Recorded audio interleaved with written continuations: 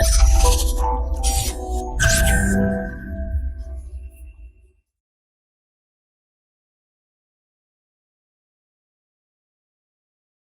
Friends, this is Gautam Pandey coming up with the next round of new simplified. तो आज के video में हम बात करेंगे वन नेशन वन लॉ की, मींस यूनिफॉर्म सिविल कोड की बात करने वाले हैं। तो फर्स्ट ऑफ ऑल जरा देखते हैं आखिर यूनिफॉर्म सिविल कोड न्यूज में क्यों है।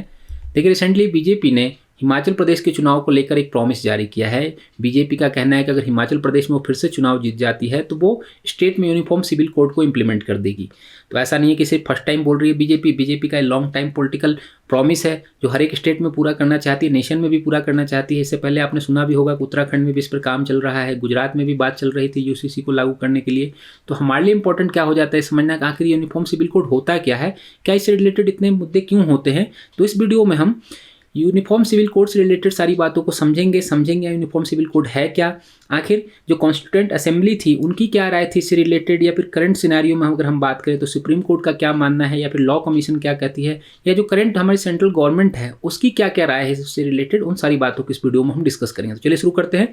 सबसे पहले जरा हम यूनिफॉर्म सिविल कोड को समझते हैं। देखिए, यूनिफॉर्म सिविल कोड को समझने के लिए जरूरी है कि पहले हम इंडियन कंटेक्स्ट में इंडियन लॉ को समझें कि इंडिया में लॉ कितने टाइप के हैं। देखिए, इंडिया में अगर लॉ की बात करें तो इंडिया में 2 टाइप के लॉ है। एक तो है पब्लिक लॉ और दूसरा है पर्सनल लॉ। पब्लिक लॉ की अगर हम बात करें तो पब्लिक लॉ ऐसे लॉ होते हैं जो सभी पे समान रूप से लागू होते हैं। मीन्स अगर मान लीजिए कोई पर्सन किसी की हत्या कर देता है, किसी का मर्डर कर देता है, तो वो चाहे किसी कास्ट का हो, किसी रिलीजन का हो, उस पर आईपीसी की सेम धारा ही लगेगी, सेम सेक्शन ही लगेगा। बट जो पर्सनल लॉ होते हैं ये थोड़ा डिफरेंट होते हैं। इसमें क्या होता है कि अलग अलग जो रिलीजन होते हैं उनमें मैरिज कैसे होगा, डाइवोर्स कैसे होगा, या फिर सक्सेशन कैसे होगा, उससे रिलेटेड अलग अलग कानून हैं। तो करंट सिनेरियो में आप समझिए कि जो यूसीसी है, मीन्स यूनिफॉर्म सिविल कोड है, इसी पर्सनल लॉ को रिप्लेस करने की बात करता है। यूसीसी का मानना है, गवर्नमेंट का मानना है कि जो ये पर्सनल लॉ हैं, ये जो हमारी आर्टिकल 14 है फॉर्मल इक्वालिटी की जिसमें हम बात करते हैं, उसे ये अबॉलिश करता है। इसलिए जरूरी है कि पर्सनल लॉ को रिप्लेस करते हुए इंडिया में पूरे नेशन में यूनिफॉर्म सिविल कोड को लागू कर दिया जाए। तो ये तो बात हो गई यूनिफॉर्म सिविल कोड की। अब जरा समझते हैं कि क्या हाल फिलहाल से ये मुद्दा चला रहा है या पहले चला रहा है। देखिए, जब कॉन्स्टिट्यूशन का निर्माण हो रहा था तो जो हमारी कॉन्स्टिट्यूएंट असेंबली थी वहाँ पर भी बहुत मुद्दा निकल कर आया था। एक डिबेट हुआ था बहुत लंबा चौड़ा, इसमें बहुत सारे लोग इसके समर्थन में भी थे, बहुत सारे लोग इसको अपोज भी कर रहे थे। देखिए, उस टाइम का जो सिचुएशन था उसमें बहुत सारे नेशन के जो अलग अलग स्टेट से जो लोग आए थे नेता लोग, उनका ये कहना था कि इंडिया अभी इतना तैयार नहीं है, मीन्स इंडिया में इतनी डाइवर्सिटी है कि यहाँ पर यूसीसी को पूरी तरह से लागू करना करंट सिनेरियो में सही नहीं है। इसीलिए देखिए, अगर हम बात करें कि यूसीसी कहाँ मेंशन है तो यूसीसी मेंशन है आर्टिकल 44 में। आर्टिकल 44 में मेंशन किया गया है, इसमें कहा गया है कि the state shall endeavour to secure for the citizen a uniform civil code throughout the territory of the India. Means अगर गवर्नमेंट को लगता है फ्यूचर में कि जो करंट सिनेरियो में समय आ गया है कि यूसीसी को लागू कर देना चाहिए तो वो उसे लागू कर सकती है। बट जो कॉन्स्टिट्यूएंट असेंबली थी उन्होंने पूरी तरह से इसे लागू नहीं किया, क्योंकि उस समय देखिए 2 लोग अलग अलग बट रहे थे। कुछ लोग इसका अपोज कर रहे थे, कुछ लोग इसको समर्थन कर रहे थे। अगर देखिए हम बात करें जैसे कि सपोर्ट करने वाले लोगों की, तो उसमें सबसे इंपॉर्टेंट थे के.एम. मुंशी। आपने जरूर सुना होगा उनके विषय में। उनका मानना था कि यूसीसी पूरे नेशन में लागू कर देना चाहिए। इससे क्या होगा कि नेशन का जो यूनिटी है वो बढ़ जाएगी और साथ ही साथ जो फीमेल राइट्स वगैरह है उन्हें प्रमोशन मिलेगा। बट जो B.R. अम्बेडकर थे, एक बड़े नेता, उनका मानना था कि यूसीसी डिजरेबल तो है बट वॉलेंट्री नहीं होना चाहिए, मीन्स किसी तरह का फोर्सफुली नहीं होना चाहिए। कोशिश ये होनी चाहिए कि सभी लोगों से बात करके इसे लागू किया जाए। उस समय तक जितना भी लोग थे उन लोग इस निर्णय पर नहीं पहुंच पाए कि क्या यूसीसी को लागू करें या नहीं करें, इसलिए यूसीसी को फंडामेंटल राइट्स नहीं माना गया। देखिए, उस टाइम उन लोगों ने कोशिश की फंडामेंटल राइट ना बनाए। अगर फंडामेंटल राइट बना देते तो आप समझ सकते हैं फंडामेंटल राइट ऐसे राइट होते हैं जिनके अगेंस्ट में आप जाके सुप्रीम कोर्ट जा सकते हैं। तो बट जो उस समय जो मेकर्स थे उनका मानना था कि इसे फंडामेंटल राइट्स में ना डालकर डीपीएसपी में रख दिया उन्होंने, और छोड़ दिया जो फ्यूचर गवर्नमेंट होगी उस पर छोड़ दिया, भाई आप अपने लेवल पे देखना, अगर लगता है आपको तो इसे इंप्लीमेंट करना, नहीं लगता है तो आप इंप्लीमेंट नहीं करना। बट ओवरऑल अगर हम बात करें कॉन्स्टिट्यूएंट असेंबली की मान्यता क्या थी, तो सभी का यही मानना था। ओवरऑल मिक्स अगर हम बात करें तो सबका ये मानना था कि यूसीसी को लागू तो करना चाहिए, कोई अगेंस्ट में नहीं है, बट इसको मतलब ऐसा करना चाहिए कि ग्रेजुअल प्रोसेस हो, इम्प्लीमेंटेशन ऐसा होना चाहिए ताकि किसी को भी ऐसा ना लगे कि ये फोर्सफुली है। मीन्स सारे रिलीजन के जो इतने लोग उन्हें कंसर्न लेकर एक उसे फुलफिल किया जा सकता है। तो ये तो बात होगी कॉन्स्टिट्यूएंट असेंबली की क्या थॉट थी। अब करंट सिनेरियो में देखिए क्या चल रहा है। करंट सिनेरियो में क्या है कि बहुत सारे लोग हैं जो यूसीसी का समर्थन कर रहे हैं, कुछ लोग इसका अपोज कर रहे हैं। तो जो लोग समर्थन कर रहे हैं उनका मानना है, देखिए उनका कहना है कि भाई इंडिया में तो ऑलरेडी बहुत सारे क्रिमिनल लॉ हैं, बहुत सारे सिविल मैटर ऐसे हैं जो यूनिफॉर्म है, मीन्स किसी कास्ट रिलीजन से बढ़ के हटके हैं, वहाँ पर पूरी तरह से इसे इंप्लीमेंट किया जा रहा है। तो क्या यूसीसी को क्यों नहीं लागू किया जा सकता है। ये लोग सपोर्ट कर रहे हैं वो लोग गोवा का एग्जांपल देते हैं। गोवा की अगर हम बात करें तो गोवा ऐसा स्टेट है इंडिया का जहाँ पे यूसीसी ऑलरेडी लागू है, मतलब बहुत पहले से लागू है वहाँ पर। और जो लोग सपोर्ट कर रहे हैं, देखिए उन लोग सुप्रीम कोर्ट के जो कोर्ट है उसे कोर्ट करते हैं। उनका कहना है कि सुप्रीम कोर्ट ने 2019 में भी कहा था कि गोवा का जो एग्जाम्पल है वो साइनिंग एग्जाम्पल है यूसीसी का, मीन्स आप गोवा को एग्जाम्पल के तौर पर लेकर पूरे नेशन में यूसीसी को लागू कर सकते हैं। ये तो लोग सपोर्ट करने वाले कहते हैं, बट जो लोग इसके अगेंस्ट में हैं उनका क्या मानना उसको जरा समझ लेना जरूरी है।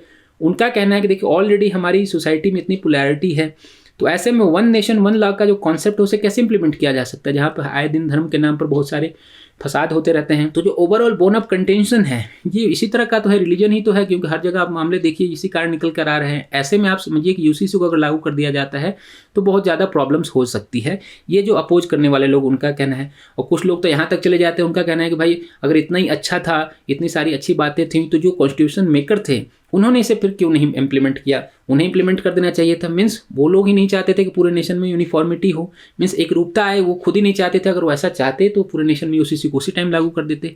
तो ये इस तरह अलग अलग तरह के तर्क दिए जाते हैं, बट हम उस पूरा डिबेट में नहीं जाते। अब हम जरा देखते हैं, समझते हैं कि जो सुप्रीम कोर्ट है, जो हमारी एपेक्स कोर्ट है, उसका क्या मानना है कि क्या यूसीसी को लागू करना चाहिए या नहीं करना चाहिए। देखिए अगर यहाँ तक सुप्रीम कोर्ट की बात करें तो सुप्रीम कोर्ट ने अपने बहुत सारे जजमेंट में कहा है कि जो यूसीसी है उसे पूरे नेशन में इंप्लीमेंट कर देना चाहिए। मेनली अगर हम बात करें, जैसे यूसीसी की बात आती है तो ये केस को डिस्कस कर लेना बहुत जरूरी है। ये केस है अहमद खान वर्सेस शाह बानो बेगम। बहुत इंपॉर्टेंट केस है, ये समझना थोड़ा आसान है, थोड़ा आप समझ सकते हैं यूसीसी को आखिर मुद्दा कहाँ से स्टार्ट हुआ था, समझ सकते हैं। देखिए हुआ क्या था, एमपी के एक बहुत बड़े लॉयर थे अहमद खान, उनकी वाइफ थी शाह बानो बेगम। उन्होंने अपनी वाइफ को, शाह बानो बेगम को, शादी के अप्रोक्स समझिए 40 ईयर्स बाद में उन्होंने अपनी वाइफ को तलाक दे दिया। और जो समय की समझिए बहुत पढ़े लिखे लोग थे, तो उनकी वाइफ चले गई सुप्रीम कोर्ट में। सुप्रीम कोर्ट में उनको जाके कहा कि भाई हमें तो मेंटेनेंस चाहिए, हमें अपने हस्बैंड से मेंटेनेंस चाहिए, क्योंकि हम 62 ईयर ओल्ड थे उस समय, वो समझ सकते हैं आप। तो सोचे मैं कहाँ जाऊँगी, मेरे पास किसी तरह का जो एम्प्लॉयमेंट हो कहाँ से मिलेगा, मैं अपना जीवन कैसे जीऊँगी, तो मुझे चाहिए मेंटेनेंस अपने हस्बैंड से। इसके अगेंस्ट में इस केस में ही सुप्रीम कोर्ट ने जजमेंट दिया। और जजमेंट में सुप्रीम कोर्ट ने जो सीआरपीसी के सेक्शन 125 है उसके तहत ये फैसला सुनाया कि अहमद खान साहब को अपनी वाइफ शाह बानो बेगम को मेंटेनेंस देना होगा, मीन्स जो भत्ते वगैरह हैं वो देने होंगे। तो यहीं से पूरा का पूरा भी विवाद शुरू हुआ। तो हुआ क्या था, इस केस के बाद पूरे नेशन में एक विवाद छिड़ गया। इसमें कहा जाने लगा कि क्या सुप्रीम कोर्ट किसी रिलीजन के पर्सनल लॉ में इंटरफेयर कर सकती है, और यहीं से विवाद बढ़ा। और जो उस समय की जो गवर्नमेंट थी, तत्कालिक गवर्नमेंट थी, उन्होंने सुप्रीम कोर्ट के जजमेंट को बदलने के लिए कुछ और नया कानून बना दिया। तो डिबेट में हम नहीं जाते हैं, बट इतना समझ लीजिए कि सेक्शन 125 जो सीआरपीसी का था उसके तहत सुप्रीम कोर्ट ने जजमेंट दिया था कि शाह बानो बेगम को मेंटेनेंस पैसा मिलना चाहिए। तो ये तो बात होगी सुप्रीम कोर्ट का जजमेंट। सुप्रीम कोर्ट अभी भी फेवर करता है, जैसा ऑलरेडी हमने बात किया 2019 वाला। 2019 में ही सुप्रीम कोर्ट ने कोर्ट किया था कि गोवा का जो एग्जाम्पल है वो साइनिंग एग्जाम्पल यूसीसी है, मीन्स सुप्रीम कोर्ट डायरेक्टली और इनडायरेक्टली फॉर्म में यूसीसी के समर्थन में है। तो अब बात करते हैं कि लॉ कमीशन क्या कहता है। देखिए लॉ कमीशन की अगर हम बात करें तो देखिए जो करंट गवर्नमेंट है, जैसे ही 2016 में ये लोग आए, उनका कहना था कि जो उस समय की लॉ कमीशन से रिक्वेस्ट किया मोदी गवर्नमेंट ने कि जो इंडिया में अभी तक थाउजेंड ऑफ पर्सनल लॉ हैं उनके बीच में एक यूनिफॉर्म कोड को कैसे बनाया जाए, इस पे आप काम कीजिए। इसी को ध्यान में रखते हुए 2018 में लॉ कमीशन ने अपनी एक रिपोर्ट दी।